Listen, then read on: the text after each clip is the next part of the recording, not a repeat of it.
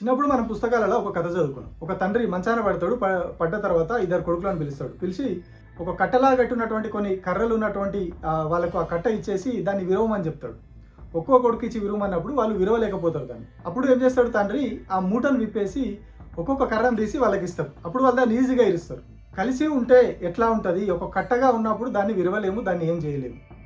కానీ ఇండివిజువల్గా ఉన్నటువంటి కర్రని విరిసేయచ్చు, దాన్ని ఏమైనా చేయొచ్చు. సో ఇట్లాంటి ఘటన కూడా మన రాష్ట్రంలో జరుగుతూ ఉన్నది. దాని గురించి మనం ఇవాళ డిస్కస్ చేద్దాం.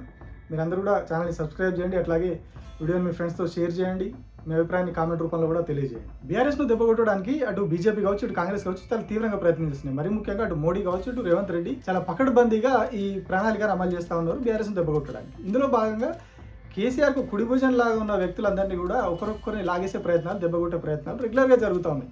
ఈ 2 ఏళ్ల కాలంలో మనం చూస్తే అవి రెగ్యులర్గా జరుగుతూ పోతా ఉన్నాయి. రీసెంట్గా కవిత పార్టీ నుంచి బయటకు వచ్చిన తర్వాత కూడా కేసీఆర్ చుట్టూ ఉన్నటువంటి, కేసీఆర్కు కుడి భుజం లాగా ఉన్నటువంటి ఒక 4-5 వ్యక్తుల మీదనే ఆమె ఆరోపణలు చేశారు. సో మరి కవిత బీఆర్ఎస్ నుంచి బయటకు వచ్చేసి ఆమె కావలసుకొని వచ్చిరా లేదంటే ఆమెను ఎవరైనా ప్రేరేపించారా అనేది తర్వాత విషయం. కానీ కుటుంబంలో ఒక జట్టుగా ఉండి పనిచేసినటువంటి వాళ్ళు, ఈ 10 ఏళ్ల పాటు బీఆర్ఎస్ పార్టీని నిలబెట్టిన వాళ్ళలో వీళ్ళంతా కూడా ఉన్నారు. కవిత ఉన్నది, కేటీఆర్ ఉన్నాడు, హరీష్ రావు ఉన్నాడు. వీళ్ళంతా కూడా ఒక టీమ్గా పనిచేసారు.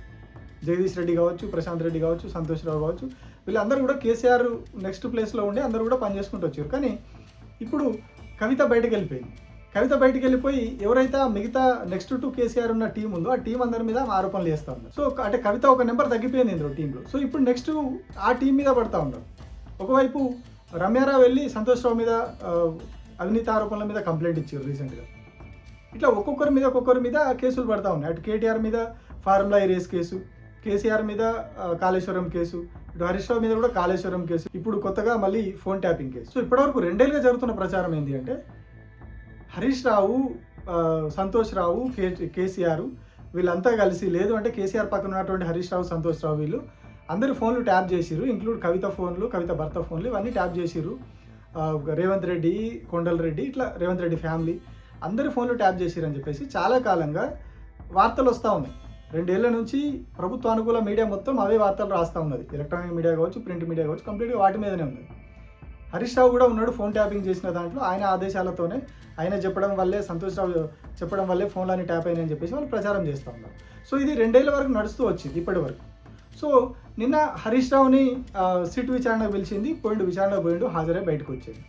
సో ఇప్పుడు కొత్త నెరేషన్ మొదలైంది. మనం ముందు చెప్పుకున్నాం కదా కథ, ఐకమత్యం ఉంటే ఎట్లా ఉంటుంది, లేకుంటే ఎట్లా ఉంటుంది అనేది ఒక కథ చెప్పుకున్నాం. సో ఇక్కడ కాంగ్రెస్ పార్టీ కూడా అదే అమలు చేస్తున్నట్టుగా కనిపిస్తూ ఉన్నది. విభజించు పాలించు, యూనిటీగా ఉంటే, యునైట్గా ఉంటే వాళ్ళని దెబ్బగొట్టలేం, కేసీఆర్ని దెబ్బగొట్టలేం, గద్దెదించలేం. మరి ఏం చేయాలి? విడగొట్టాలి, ఎక్కడికక్కడ దూరం చేసేయాలి. కేసీఆర్ ఫ్యామిలీలో ఉన్నటువంటి కీలకంగా ఉన్నటువంటి వ్యక్తులు, బీఆర్ఎస్ పార్టీలో కీలకంగా ఉన్న వ్యక్తులను ఒక్కొక్కరిని తీసేయాలి. చెట్టు ఎప్పుడు కానీ పైకి ఎదగాలంటే కింద ప్రధాన వేర్లు ఉంటాయి, మళ్ళీ వాటి పక్కన చిన్న వేర్లు ఉంటాయి. సో ఆ ప్రధాన వేర్లను తొలగించినప్పుడు ఆటోమేటిక్గా చెట్టు కూలిపోతుంది. సో ఇక్కడ కూడా అదే జరుగుతున్నట్టుగా ఇప్పుడు ఏదైతే కొత్తగా జరుగుతున్నటువంటి ప్రచారాన్ని చూస్తే అనిపిస్తూ ఉన్నది. ప్రధాన వేర్లన్నింటినీ ఒక్కొక్కటి తప్పిస్తే ఆటోమేటిక్గా బీఆర్ఎస్ పార్టీ భూస్థాపితం అయిపోతుంది అనే ఆలోచనలో జాతీయ పార్టీలు 2 కూడా ఉన్నట్టుగా కనిపిస్తూ ఉన్నాయి. అందుకే ఇప్పటి వరకు జరిగిన ప్రచారం ఏంది, హరీష్ రావు కూడా నిందితుడు అని ప్రచారం చేశారు. కానీ ఇప్పుడు కొత్తగా ఏం ప్రచారం చేస్తున్నారు, హరీష్ రావు బాధితుడు అనే అంశాన్ని తెరపైకి తీసుకొస్తూ ఉన్నారు. అంటే ప్రజల్లో ఒక అభిప్రాయాన్ని కలిగించడానికి, ప్రజల్లో ఒక కొత్త ఆలోచన కలిగేయడానికి, కొత్తగా అనుమానాలు కలిగేయడానికి ఇప్పుడు ఈ రకమైనటువంటి నరేషన్ తీసుకొచ్చినట్టుగా అనిపిస్తూ ఉన్నారు. హరీష్ రావు ఫోన్లు కూడా ట్యాప్ అయినాయి అని చెప్పేసి ఇప్పుడు ఒక కథనాన్ని అల్లుతూ ఉన్నారు. కాంగ్రెస్ సంబంధించిన అనుకూల మీడియాలో, సోషల్ మీడియాలో కంప్లీట్గా నిన్నటి నుంచి ఇవన్నీ కూడా నడుస్తూ ఉన్నాయి. అంతా ఒక టూల్ కిట్ లాగా నడుస్తూ ఉన్నది. హరీష్ రావు ఫోన్లు కూడా ట్యాప్ అయినాయి. నిన్న విచారణ సందర్భంగా ఎన్నెన్నిసార్లు, ఎప్పుడెప్పుడు, ఎట్లా హరీష్ రావు ఫోన్లు ట్యాప్ అయినాయో దానికి సంబంధించినటువంటి కొన్ని నెంబర్లు కావచ్చు, డాక్యుమెంట్లు కావచ్చు, పోలీసులు ఆయనకు చూపించి దాని మీద క్వశ్చన్ చేసిర్రు అని చెప్పి కొన్ని ఇక సేమ్ రాస్తారు కదా, ఒకటే 4 లైన్లు రాస్తారు, అందరు షేర్ చేస్తూ ఉంటారు. సేమ్ అదే జరుగుతూ ఉన్నది ఇప్పుడు. అంటే ఎందుకు మరి ఇప్పుడు ఇన్ని రోజులు హరీష్ రావు నిందితుడు, ఫోన్ ట్యాప్ చేసిండు అని చెప్పి ఆరోపణలు చేసిన వాళ్ళు ఇప్పుడు సడన్గా ఎందుకు హరీష్ రావు ఫోన్ కూడా ట్యాప్ అయింది అని ఒక నినాదాన్ని, ఒక వాదనని పైకి తీసుకొస్తూ ఉన్నారు. ఇందులో ఉన్నటువంటి ఉద్దేశం ఏంటిది, దురుద్దేశం ఏంటి అంటే ఇప్పటిగా కేసీఆర్ ఫ్యామిలీని మెల్లమెల్లగా దెబ్బ కొడతా ఉన్నాము. కూతురు బయటికి రావడం వల్ల కూతురికే సమాధానం చెప్పుకోలేకపోతున్న కేసీఆర్ తెలంగాణకి ఏం చేస్తాడు అనే ఒక ఒక అభిప్రాయాన్ని ప్రజల్లోకి తిప్పుతూ ఉన్నారు బాగా. ప్రజా సమస్యలకు సంబంధించి ఏం అడిగినా సమాధానం ఉండదు, కానీ ఈ అంశంలో మాత్రం ఎక్కువ రియాక్ట్ అవుతూ ఉన్నారు. కవిత అంశంలో మాత్రం కాంగ్రెస్ వాళ్ళు చాలా ఎక్కువ రియాక్ట్ అవుతూ ఉన్నారు. హామీల అమలుకు సంబంధించి ఎక్కడంతా రియాక్ట్ కాకుండా కానీ ఆ అంశం మీద మాత్రం రియాక్ట్ అవుతూ ఉన్నారు. సో ఇప్పుడు ఏం చేస్తూ ఉన్నారు, హరీష్ రావుకు ఒక అది కలిగియాలి, హరీష్ రావులోనే ఒక అనుమానాన్ని కలిగియాలి, హరీష్ రావు వెంట ఉన్నటువంటి సైన్యం మొత్తంలో ఒక అనుమానం కలిగియాలి, బీఆర్ఎస్ పార్టీకి దూరం చేయాలనుకోవడమా లేకపోతే ఇంకొక వేరే ప్రయత్నమా, ఇట్లాంటి ప్రయత్నాలు చేస్తున్నట్టుగా దీని ద్వారా కనిపిస్తూ ఉన్నది. ఎందుకు అంటే ఇప్పుడు బీఆర్ఎస్ పార్టీలో హరీష్ రావు కీలకంగా ఉన్నారు, కేటీఆర్ తర్వాత హరీష్ రావు కీలకంగా ఉన్నారు. రీసెంట్గానే బీఆర్ఎస్ ఎల్పీ ఉపనేతగా ఆయన నియమించారు. సో అసెంబ్లీలో చెడు కూడా ఆడుతూ ఉన్నాడు. సబ్జెక్టు పరంగా ఆయన కొట్టేవాళ్ళు లేరు. ఇరిగేషన్ అయినా ఇంకొకటైనా ఆయన ఇరిగేషన్ మంత్రిగా చేసిండు, ఫైనాన్స్ మంత్రిగా చేసిండు, చాలా పోర్ట్ఫోలియో చూసాడు. సో ఆయన అన్ని విషయాల మీద అవగాహన ఉన్నది, ఏ అంశమైనా అనర్గళంగా మాట్లాడగలడు, ఎంతమందికైనా సమాధానం చెప్పగలడు, ఇవన్నీ ఉన్నాయి. సో ఇట్లాంటప్పుడు ఏం చేయాలి, ఆయనను దెబ్బ కొట్టాలి, ఆయన ఏదో రకంగా భయపెట్టడమా, ఆయన లోపల అనుమానాలు రేకెత్తించడమా, ఆయనని కేసీఆర్ నుంచి దూరం చేయడమా, ఇట్లాంటి ప్రయత్నాలు జరుగుతున్నా అనుమానాలు కలుగుతూ ఉన్నాయి. అందులో భాగంగానే ఈ కథనాలు సోషల్ మీడియాలో తిరుగుతున్నట్టుగా కనిపిస్తూ ఉన్నది. కావాల్సుకొని కాంగ్రెస్ పార్టీ ఇవన్నీ తిప్పుతూ ఉన్నది. కాంగ్రెస్ పార్టీ ఎందుకు చెప్తున్నాం అంటే వాళ్ళ హ్యాండిల్స్లోనే తిరుగుతూ ఉన్నాయి, వాళ్ళకి సంబంధించినటువంటి హ్యాండిల్స్లోనే తిరుగుతూ ఉన్నాయి, వాళ్ళ పత్రికల్లోనే రాసినాయి కథనాలు, ప్రభుత్వ అనుకూల పత్రికల్లోనే ఆ వార్తలు వచ్చినాయి. ఇట్లా సిట్టు వాళ్ళు ఏం క్వశ్చన్లు అడిగారు ఏందనేది బయటికి రాదు. అయితే హరీష్ రావు చెప్పాలి, లేకుంటే పోలీసులు చెప్పాలి. హరీష్ రావు ఇట్లాగే చెప్పాడు, కానీ వాళ్ళ అన్ని కాంగ్రెస్ పార్టీ అనుకూల మీడియా సంస్థలు అన్నీ కూడా ఈ క్వశ్చన్లు అడిగినా అన్నీ రాసేసినాయి. అంటే ఎక్కడి నుంచి లీకులు వచ్చినాయి, లోపల ఏం జరిగింది అనేది వాళ్ళకి ఎట్లా లీకులు వచ్చినాయి అంటే ప్రభుత్వ పెద్దల నుంచి వస్తేనే వాళ్ళకు సమాచారం పోతుంది. సో కాంగ్రెస్ అనుకూల మీడియా మొత్తం ఈ కథనాలు నడిపిస్తూ ఉన్నది, ఈ సినిమా అంతా నడిపిస్తూ ఉన్నది కొత్తగా.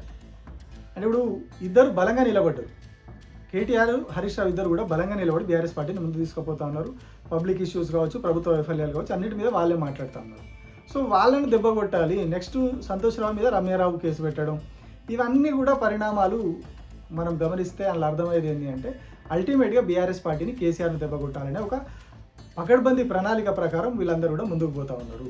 నెక్స్ట్ ఎలక్షన్ వరకు ఒక్కొక్కరుగా ఒక్కొక్క కొమ్మని నరికేసినట్టుగా వీళ్ళందరినీ కూడా దూరం జరిపేయాలి కేసీఆర్కి. అప్పుడు బీఆర్ఎస్ పార్టీ కొలాప్స్ అయిపోతుంది, మనకు ఎదురుండదు, తెలంగాణలో ఎదురుండదు, ఇంకా ఎక్కడ కూడా ఇబ్బందులు రావు మనకని ఒక ఆలోచనతోటి వీళ్ళు ఉన్నట్టుగా క్లియర్గా కనిపిస్తూ ఉన్నారు. ఎందుకు మరి కాంగ్రెస్కు బీజేపీకి ఇంతలా ఎందుకు కేసీఆర్ మీద వెంటబడుతున్నారు, ఎందుకు కేసీఆర్ పైన ఇంత ప్రణాళికలు అమలు చేస్తూ ఉన్నారు అంటే గతంలోనే కేసీఆర్ జాతీయ పార్టీ పెట్టి జాతీయ రాజకీయాలకు పోదాం ప్రయత్నం చేసినప్పుడు బీజేపీకి ఆటోమేటిక్గా భయమైంది. ఎందుకంటే మహారాష్ట్రలో చాలా పెద్ద ఎత్తున రెస్పాన్స్ వచ్చింది బీఆర్ఎస్కి, అక్కడ బహిరంగ సభలు పెట్టడం, సమావేశాలు పెట్టడం, చాలా రెస్పాన్స్ వచ్చింది. అప్పుడు బీజేపీకి భయమైంది, ఇక్కడ ఏదో జరగబోతూ ఉన్నది, మనకి ఇంకొక ప్రత్యామ్నాయం వస్తూ ఉన్నది, ఇంకొక ఇబ్బందికరమైనటువంటి వ్యక్తి మనకు వస్తూ ఉన్నాడు, మనం దెబ్బ కొట్టేలాగా ఉన్నాడు అని చెప్పి బీజేపీకి భయమైంది. సో అప్పుడు ఏం చేశారు, 2023 అసెంబ్లీ ఎలక్షన్లకు ముందు సడన్గా బండి సంజయ్ని పక్కకు తప్పించేసారు. అప్పటివరకు అగ్రెసివ్గా ఉన్నటువంటి బండి సంజయ్ని, అగ్రెసివ్గా ఉన్నటువంటి బీజేపీని, బండి సంజయ్ని తప్పించేసి కిషన్ రెడ్డిని అధ్యక్షుడిగా పెట్టారు. దీంతో ఒక్కసారిగా బీజేపీ గ్రాఫ్ పడిపోయింది. ఏం చేశారు, కావాల్సుకొని తనను తాను ఆత్మార్పణం చేసుకున్నది బీజేపీ. 2023 అసెంబ్లీ ఎన్నికల్లో ఆత్మార్పణం చేసుకున్నది.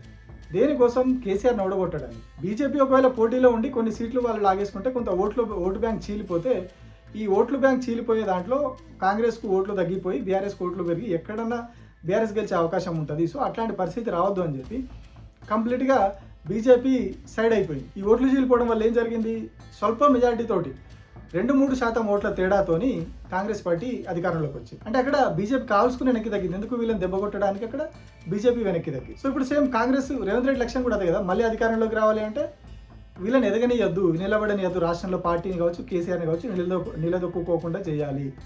ఎక్కడ కూడా వీళ్ళని బలంగా ఉన్నటువంటి నాయకులందరినీ కూడా దెబ్బ కొట్టుకుంటూ పోవాలి. కేటీఆర్ మీద కేసేసారు, హరీష్ రావు మీద కేసేసారు, కేసీఆర్ మీద ఆల్రెడీ కాళేశ్వరం కేసు, మొన్ననే ఇంకొక ఫోన్ ట్యాపింగ్ కేసు అని హరీష్ రావు మీద పెడితే హైకోర్టు కాజ్ చేసింది, సుప్రీంకోర్టు కూడా తిట్టి వదిలిపెట్టింది కేసు వేసిన వాళ్ళని, ప్రభుత్వాన్ని. అంటే ఒక ప్రైవేట్ వ్యక్తి వేసినటువంటి కేసులో ప్రభుత్వ లాయర్లను పెట్టి వాదించారు సుప్రీంకోర్టు హరీష్ రావు మీద. అంటే ఏ స్థాయిలో కక్ష కట్టిందని తెలవడానికి ఈ విషయం చెప్తా ఉన్నాను.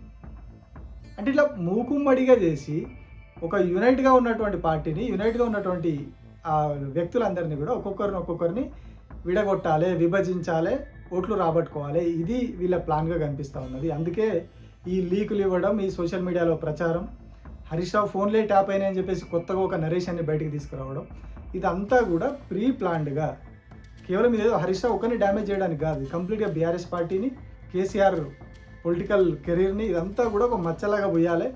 ఇవన్నీ దెబ్బ కొట్టి అసలు మళ్ళీ బీఆర్ఎస్ పార్టీ అనేది తెలంగాణలో లేకుండా చేయాలని రెండు జాతీయ పార్టీలు కలిసికట్టుగా ఇదంతా కూడా అమలు చేస్తున్నట్టుగా కనిపిస్తాం. ఎందుకంటే తెలంగాణలో కొత్తగా ఇంకొక పార్టీకి వచ్చి చేసేది స్కోప్ లేదు. ఇప్పుడు ఎటున్నా బీజేపీ, కాంగ్రెస్, బీఆర్ఎస్ మధ్యలో నడవాలి. సో అట్లాంటప్పుడు బీఆర్ఎస్ను కొన్ని పక్కకు నూకేస్తే ఇక రెండు మనమే జాతీయ పార్టీలు, ఏం చేసినా మన చేతుల్లోనే ఉంటుంది. సో ఇప్పుడు ఆల్రెడీ రేవంత్ రెడ్డి మీద ఆరోపణలు కూడా ఉన్నాయి. ఆయన మోడీ మనిషి, బీజేపీ మనిషి అని కాంగ్రెస్ పార్టీ వాళ్ళే ఆరోపిస్తూ ఉన్నారు. మొన్న ఆయన చంద్రబాబు నాయుడు పొగడడం కూడా అందులో భాగమే అనేది ఇప్పుడు ఇంకొక ప్రచారం కూడా నడుస్తూ ఉన్నారు.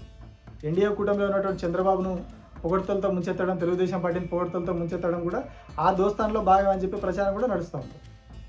సో ఎటొచ్చి వాళ్ళు ఉండాలనేది, బీఆర్ఎస్ పార్టీని అంతం చేయాలనే లక్ష్యంతో ఈ ప్రణాళికలన్నీ, ఈ టూల్ కిట్ అంతా కూడా నడుస్తున్నట్టుగా కనిపిస్తూ ఉన్నది. Thank you.